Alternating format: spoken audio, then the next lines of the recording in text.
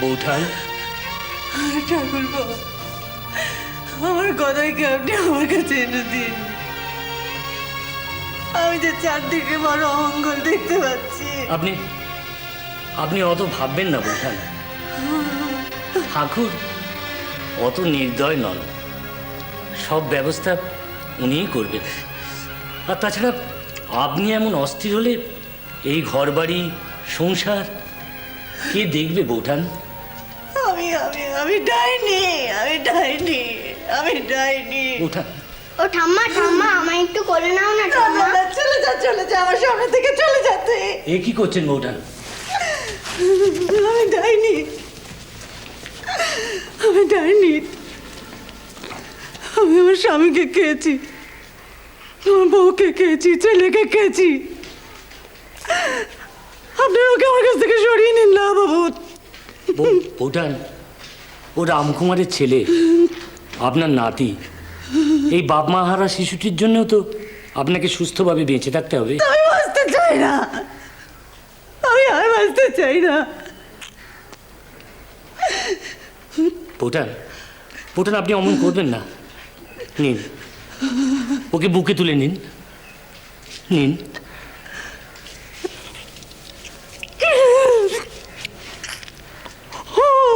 ওর মুখটা চলে গেল, আমার মুখের দিকে তাকাতে পারছি না। বউ, মাকে নিয়েছে আমার সামনে থেকে।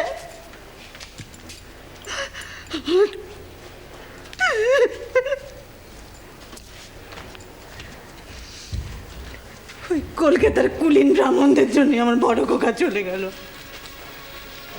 বড় খোকা,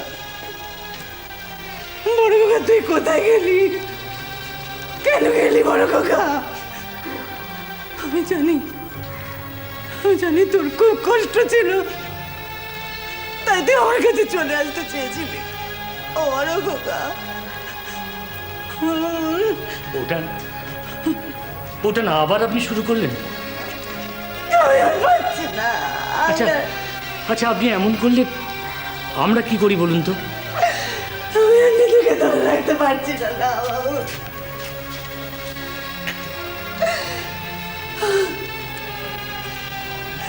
আমার নিজের শান্তির জন্য, আমার নিজের তৃপ্তির জন্য আমি ওই খোকার উপর কত শাসন চালিয়েছি।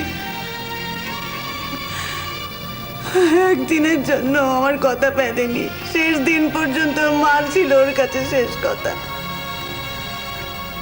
আমার স্বামী চলে যাওয়ার পর ও তো আমার ছেলে ছিল না, ও ছিল আমার বাপ। আমাকে শাসন করতো, বকতো, আর আদরও করতো। আজ পর্যন্ত এমন হয়নি ও আমার কথা ফেলেছে।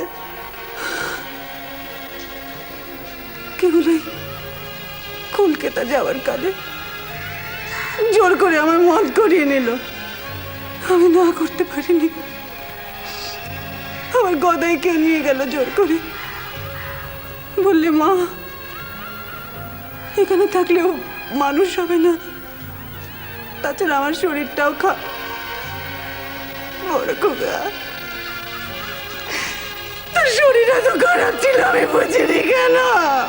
আমি কেন বুঝিনি বাপ? তোর উদয়স্ত পরিশ্রমের ভাত আমি এখানে বসে খেয়েছি। আমি রাক্ষসী, আমি মা না, আমি ভালো মা না, খারাপ মা, খারাপ মা, আমি খারাপ মা। বড় খোকা, বড় খোকা। আমি এখন কি করি দেওয়ান মশাই? মা ভীষণ ভেঙে পড়েছেন। আগে সেজবাবু, সেটা আমিও বুঝতে পারছি। বিনা মেঘে বজ্রপাতের মতন ঘটনাটা ঘটে গেল। চাটুর্য মশাই যে এত তাড়াতাড়ি স্বর্গপ্রাপ্ত হবেন সেটা বোধহয় উনি বুঝতেই পেরেছিলেন। এটা আপনি মনে করছেন কেন? হ্যাঁ সেজবাবু, ইদানিং মন্দিরের কাজকর্ম, পুজো পদ্ধতি সবকিছু তিনি নিজে হাতে তার ছোট ভাই এবং ভাগ্নে হৃদয়রামকে শেখাতে শুরু করেছিলেন। হ্যাঁ, এটা ঘটনা। শরীরটা কদিন ধরেই ভালো যাচ্ছিল না। কালিকা মন্দিরের পুজোর কাজ তো উনি শেষের দিকটা একদমই করতে পারছিলেন না। আমি লক্ষ্য করে দেখেছি অল্পতেই হাঁপিয়ে উঠতেন। তারপর এর মধ্যে একদিন আমাকে বলেও ছিলেন যে রাধা গোবিন্দজির মন্দিরের থেকে ছোট ভাইকে তিনি কালিকা মন্দিরের পুজোর ভার দেবেন, আর রাধা গোবিন্দজির মন্দিরে ভাগ্নেকে বহাল করলেন। তারপর মায়ের কাছে ছুটি নিয়ে দেশ গাঁয়ের জন্য রওনা হলেন। আমি যদি একবার বুঝতে পারতাম, আমার বোঝা উচিত ছিল। আমি বুঝতে পারলে ওনাকে আমি যেতে দিতাম না। কলকাতা শহরে এত ডাক্তার বদ্যি, আমি এই বাড়িতে এনে বাড়িতে রেখে চিকিৎসা করাতাম।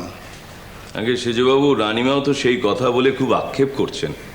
আসলে হয়েছে কি, রামকুমার চট্টোপাধ্যায় তো শুধু নিছক একজন মন্দিরের পুরোহিত ছিলেন না, তিনি ছিলেন এই বিশাল কর্মকাণ্ডের একজন অভিভাবক।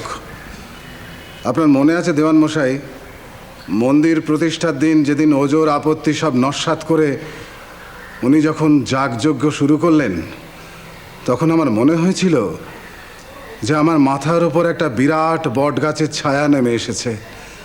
রোদ, ঝড়, বৃষ্টি কোনো কিছুতেই আর কোনো ভয় নেই। শাস্ত্রজ্ঞ, বেদজ্ঞ এক বিশাল ব্যক্তিত্ব। সেজবাবু, আজ আর এসব ভেবে কি করবেন বলুন?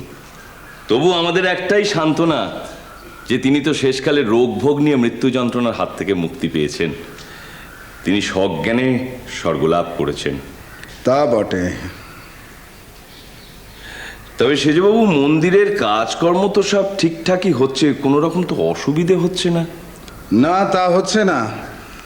তবে মন্দিরের দুজন পুরোহিতের বয়স খুবই অল্প। বিশেষ করে আমার চিন্তা ওই ছোট ভট্টাচার্যকে নিয়ে। কেন? আসলে ঈশ্বরের ইচ্ছায় যে দায়িত্বটি তার কাঁধে চেপেছে সেটি তার বয়সের তুলনায় অতিশয় বিশাল। তবুও বলতে নেই যে এই বয়সেই এই বিষয়ের ওপর সে যা দিব্যজ্ঞান দেখিয়েছে সেটা আচ্ছা আচ্ছা মানুষের মরার আগেও হয় না।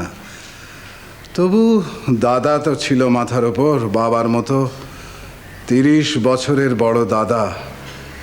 সেই দাদা অভাব তার কাজকর্মের ওপর একটা প্রভাব ফেলবেই। যাকে, আপনি কি সেরেস্তার কাগজপত্র সব এনেছেন? আগে হ্যাঁ সেজবাবু, ওই রানীমা যে শেয়ারের কাগজগুলো বিক্রি করতে বলেছিলেন তার ট্রান্সফার সার্টিফিকেটগুলো রানীমার এখনই সই দরকার। আচ্ছা, কিন্তু মা কি এখন কথা বলবেন? কারণ মা গত কয়েকদিন যাবৎ ঘর থেকে একদম বেরোননি। শুধু কালকে একবার মন্দির সম্পর্কে কথা বলেছিলেন। কিন্তু তাহলে সেজবাবু এখন উপায়? সইগুলো তো এক্ষুনি খুব জরুরি। আমার হাপচা হাপচা মনে পড়ছে, রোজ বিকালে মা গা ধুয়ে এসে লাল পেরে শাড়ি পরতো, দগদগে টিপ, তকতকে সিঁদুরের টিপ পরে সেজে থাকতো। এখনো আমি যখন চোখের পর্দায় দেখতে চাই, মায়ের সেই লাল টিপের লাল ছটায় আমার মন মুগ্ধ হয়ে থাকে। সে মায়ের দিকেও আমি আর তাকাতে পারতুম না যখন বাবা গত হলেন। তাই যখন এখানে এসে মা জগন্মাতাকে দেখলু, তখন আমি আমার গপ্পধারিণী মায়ের ফিকে হয়ে যাওয়া রংটাকে মনের রঙে রাঙিয়ে নিতুম। তাই তো আমি মাকে অমন করে টিপ পরাতুম, মাকে গয়না পরাতুম, মাকে সাজাতুম। শ্রীরাম